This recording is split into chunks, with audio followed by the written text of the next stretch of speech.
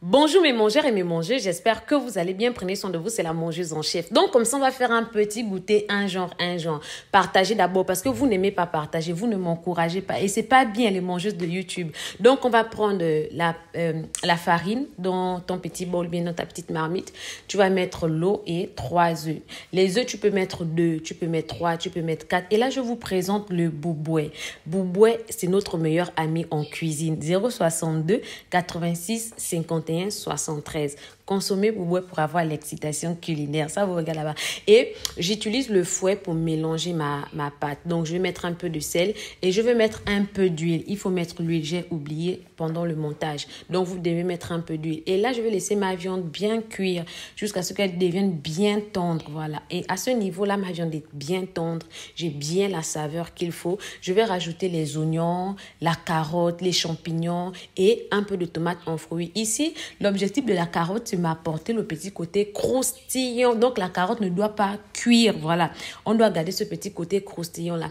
Et à ce niveau, ma garniture est prête. Je vais passer à mon plat. Voilà. Donc, 30 minutes, ça suffit pour laisser reposer la pâte. Hein, voilà. Vous voyez que ma pâte n'est pas très liquide. C'est un peu comme si c'était élastique comme ça. Donc, je vais mettre mon moule au feu. Dès que mon moule est beurré, mon moule est chaud, je vais mettre la première partie de la pâte. Dès que la première partie de la pâte commence à cuire là, je mets ma garniture, d'accord? Et aussitôt, je rajoute la deuxième partie de la pâte pour que ça puisse être fermé, voilà. Donc, vous pouvez mettre vous pouvez utiliser, on appelle ça comment? Le fromage, vous pouvez utiliser du poisson, vous pouvez utiliser des œufs, ça dépend de vous. Franchement, elle est très bonne. Ne me demandez pas le nom de la recette parce que c'est une petite recette que je fais souvent à la maison, surtout pour le goûter de mon fils. Hein. Voilà, donc je ne sais pas comment je peux l'appeler, je ne sais pas, je n'ai pas de nom. Donc, appelez ça comme vous voulez. Ou bien les galettes de la choupinette, ou bien ça vous regarde, je ne suis pas responsable de ça. Donc, regardez-moi cette petite coloration, regardez-moi ce petit détail-là.